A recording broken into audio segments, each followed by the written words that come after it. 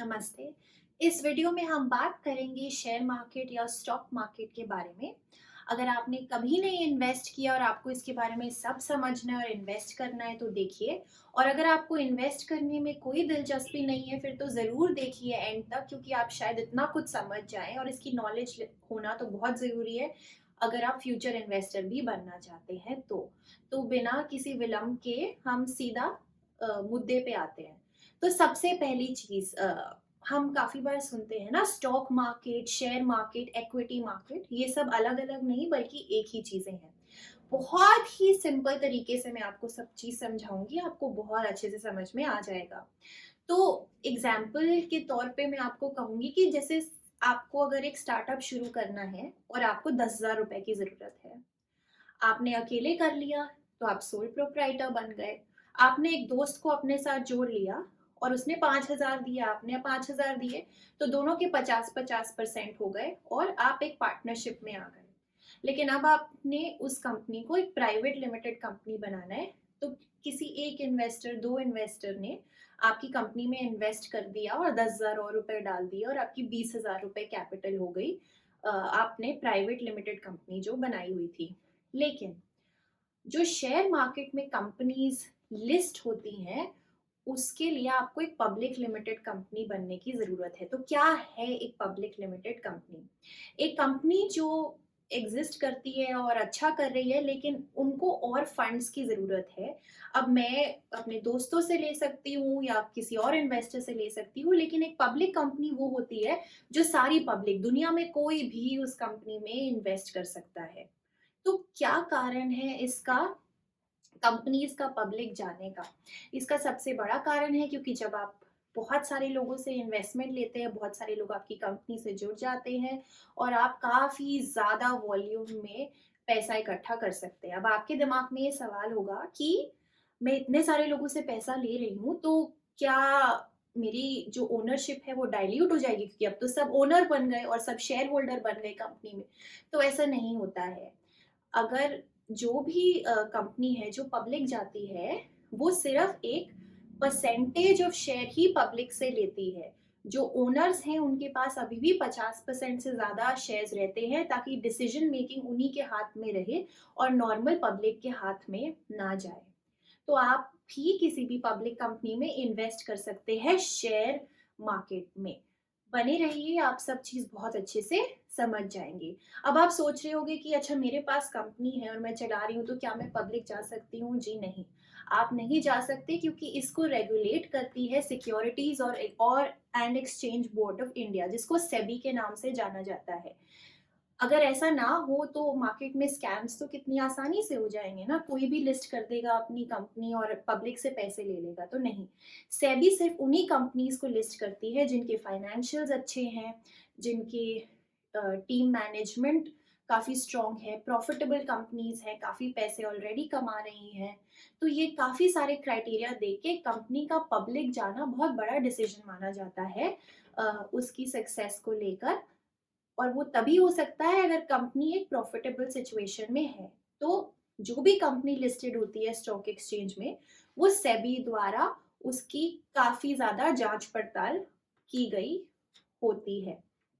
अब आप सोच रहे होंगे कि मैं इतनी देर से बोल रही हूँ शेयर मार्केट, तो ये कहाँ होती है और शेयर्स क्या हैं? तो उस पे भी मैं आती हूँ। तो सबसे पहले शेयर्स को आपको बहुत ही आसानी से समझाने के लिए, अगर जैसे मैंने एक कंपनी के तौर पे मुझे 10,000 शेयर्स रेज़ करने हैं पब्लिक के थ्रू।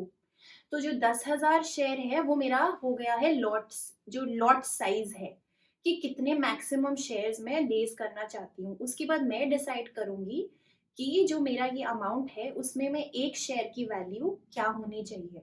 जैसे मैंने एक ₹100 का शेयर किया, तो 100 शेयर्स ₹100 के, तो 100 शेयर्स लॉट वैल्यू हो गई और ₹100 हो गई उस शेयर की एक अमाउंट, और जो 10,000 हो गई वो हो गई पूरी की पूरी अमाउंट जो एक कंपनी रेज़ करना चाहती है। मैं आपको छोटे-छोटे नंबर्स में इसीलिए बता रही हूँ ताकि आपके लिए आसान हो जाए समझना। वैसे तो ये अमाउंट करोड़ों में होती है और जो शेयर प्राइस की वैल्यू होती है वो कंपनी डिसाइड करती है। तो सबसे पहले जब वो कंपनी लिस्ट सबसे पहली बार होती है, उसको कहते हैं इनिशियल पब्लिक ऑफरिंग, जिसमें लोग अप्लाई करते हैं और उस कंपनी के शेयर्स खरीदते हैं और बाद में वो शेयर्स जो है नॉर्मली ट्रेड होते हैं। तो आप भी जाके किसी कंपनी का कितने भी शेयर्स खरीद सकते हैं, 10, 15, 50, 500 डिपेंडिंग ऑन कि उनका लॉट साइज़ क्या है। अब जो शेयर्स हैं उनकी प्राइस ऊपर-नीचे कैसे जाते हैं? अगर एक ₹100 का शेयर था, तो वो 150, एक 200, 250 इतना कैसे बढ़ जाता है या फिर गिर कैसे जाता है? उससे डिपेंड करता है डिमांड और सप्लाई पे। डिमांड का क्या मतलब है कि कितने ज़्यादा लोग खरीद रहे हैं। जितने ज़्यादा लोग मार्केट में उसमें पैसा डालना चाहते हैं, वो बहुत ही बढ़ जाता है। अब जैसे अगर आप फॉलो करते हैं टेस्ला को, जो एक विदेशी कंपनी है, इलॉन मस्क जिसके फाउंडर है, वो जब कंपनी का आईपीओ हुआ था उसके बाद से लोगों ने इतने ज़्यादा शेयर खरीदे क्योंकि उनको उस कंपनी पे बहुत विश्वास था। तो उसके प्राइस काफ़ी शूट अप हो गए। कभी-कभी उसके बाद वो प्राइस वापस भी नीचे भी गिरते रहते हैं क्योंकि कहते हैं ना कि मार्केट खुद को करेक्ट कर लेता है इन अ वे। तो ये डिमांड और सप्लाई का ही गेम है। जैसे इंडिया में बर्गर किंग अभी लिस्ट हुआ था, तो उनके भी प्राइस शूट अप हो गए थे, लेकिन फिर वो वापस एक लेवल पे आ गए जिसने मार्केट ने जो है अपने आप को करेक्ट कर ही लिया था। तो अगर आप इन्वेस्ट करना चाहते हैं तो कैसे कर सकते हैं? तो सबसे पहले आपको ये भी जानना बहुत ज़रूरी है कि 2 एजेंसीज़ होती हैं। 2 मेजर स्टॉक एक्सचेंज हैं हिंदुस्तान में। एक है बॉम्बे स्टॉक एक्सचेंज, एक है नेशनल स्टॉक एक्सचेंज जिनको एनएसई और बीएसई भी कहा जाता है। तो पहले का ज़माना होता तो आपको वहाँ जाके इन्वेस्ट करना पड़ता, काफ़ी सारे आपको पेपर वर्क चाहिए होता, लेकिन अब ऐसा एकदम भी नहीं है। अब आपको इन्वेस्ट करने के लिए आप अपने बैंक के थ्रू इन्वेस्ट कर सकते हैं, काफ़ी बैंक्स ये ऑप्शन देते हैं। आप ब्रोकर के थ्रू इन्वेस्ट कर सकते हैं जो कि एक प्रोफेशनल होता है, या फिर आजकल आप एक ऐप्स के थ्रू भी इन्वेस्ट कर सकते हैं। बेसिकली आप पैसे लगा सकते हैं, निकाल सकते हैं, ये सब एक सिंपल ऐप इंटरफेस के थ्रू भी कर सकते हैं। मैं पर्सनली ग्रो ऐप को यूज़ करती हूँ क्योंकि वो काफ़ी अच्छी ऐप है। बाकी अनदर पॉपुलर ऐप अगर आपको देखना है तो वो ज़ीरोधा भी काफ़ी पॉपुलर है। तो अब आप सोच रहे होंगे तो कैसे मैं एक ऐप को डाउनलोड करते ही यूज़ करने लग जाऊँ या फिर मैं बैंक से जाके कैसे करूँ? तो इसकी जो 3 रिक्वायरमेंट होती हैं, एक होता है आपके पास बैंक अकाउंट होना चाहिए क्योंकि आपके पास पैसे होने चाहिए, जिससे कि आप अकाउंट में अपने ट्रेडिंग अकाउंट में पैसे ट्रांसफ़र करेंगे, जो कि दूसरी रिक्वायरमेंट होती है। और तीसरी रिक्वायरमेंट होती है डीमैट अकाउंट, जो कि आपके शेयर्स को होल्ड करता है कि जो आपने शेयर्स खरीदे हैं वो कहाँ रखेंगे, वो डीमैट अकाउंट में रखेंगे। तो ऐप्स जो है वो आपको पूरा केवाईसी प्रोसीजर करके वो तीनों काफ़ी जल्दी 1 या 2 दिन में खोल के दे देते हैं।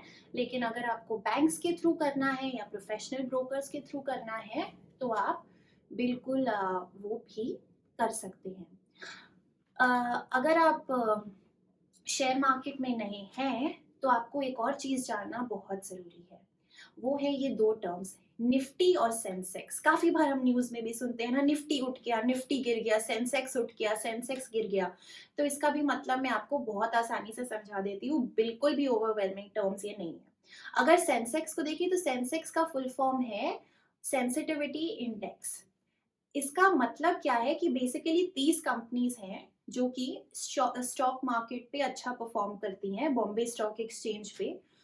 उनका जो परफ़ॉर्मेंस मेज़र किया जाता है, उस बेसिस पे एक नंबर होता है जो आपको बताता है कि कब उस नंबर अगर बेंचमार्क ले, अगर वो उठ जाता है तो आपको मतलब है कि वो 30 कंपनीज़ अच्छा कर रही हैं, तो मतलब ओवरऑल जो है सेंसेक्स अच्छा कर रहा है। अगर वो प्राइस गिर जाए, तो आपको लगेगा कि वो सेंसेक्स ओवरऑल अच्छा नहीं कर रहा है। जैसे अभी कल सेंसेक्स अभी लगभग 48,000 पे चल रहा है। तो क्या इस नंबर का कोई मतलब है? नहीं, कोई मतलब नहीं है। लेकिन अगर कल सेंसेक्स 48,500, 600, 800 पहुँच गया तो आपको समझ आएगा कि कंपनीज़ अच्छा कर रही हैं। अगर वो कम हो गया तो आपको लगेगा कि अरे! कंपनीज़ अच्छा नहीं कर रही हैं। तो सेंसेक्स हर साल बर साल ये नंबर बदलता रहता है। निफ्टी क्या है? निफ्टी है बेसिकली नेशनल 50, जिसका मतलब है टॉप 50 कंपनियाँ जो कि अच्छी परफॉर्मिंग हैं, उनका जो क्यूमुलेटिव स्कोर कह लें या नंबर कह लें जो निकाल के उससे आपको परफॉर्मेंस पता चल जाती है। अब आपको ये डिसाइड करना है कि आपको इन्वेस्टिंग करनी है कि ट्रेडिंग करनी है। अब इन दोनों में फ़र्क क्या है? इन्वेस्टमेंट में ये हुआ कि मैंने किसी एक्सपर्ट के थ्रू अपने कुछ अमाउंट जो है वो स्टॉक्स में डाल दिया और उसे छोड़ दिया।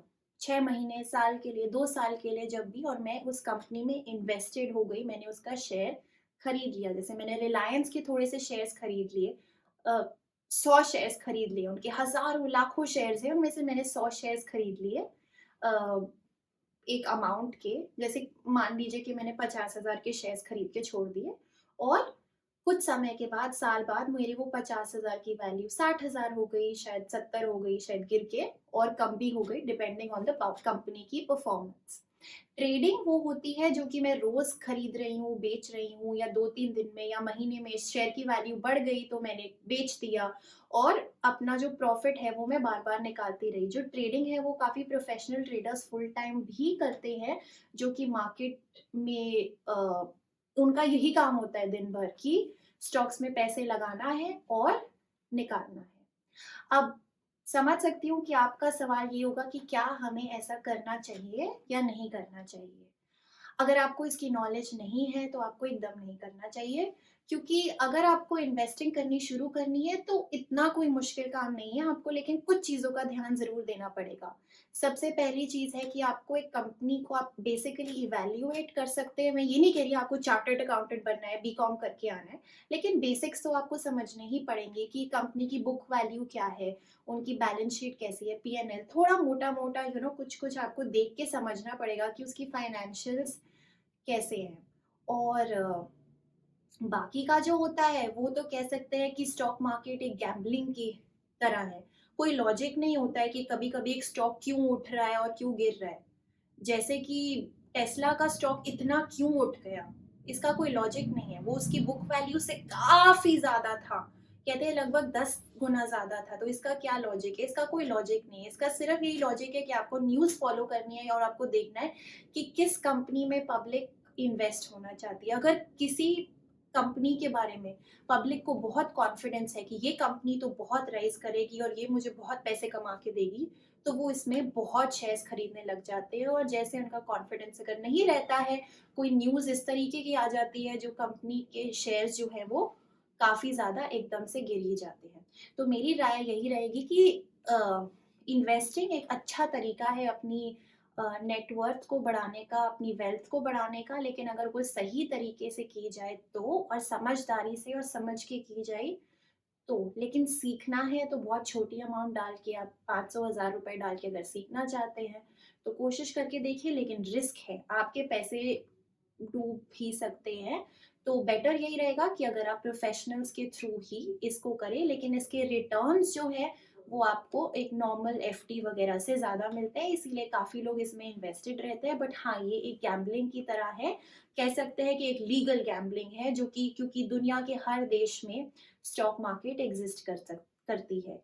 अगर आपके पास स्टॉक मार्केट से रिलेटेड कुछ और भी सवाल हैं तो मुझे कमेंट्स में लिखकर बताइए कि आप क्या मुझे ऐसी और वीडियोस बनाते देखना चाहते हैं, और क्या आप चाहते हैं मैं आपको और बताऊं। होपफुली आपको सब समझ में आ गया होगा। शुक्रिया।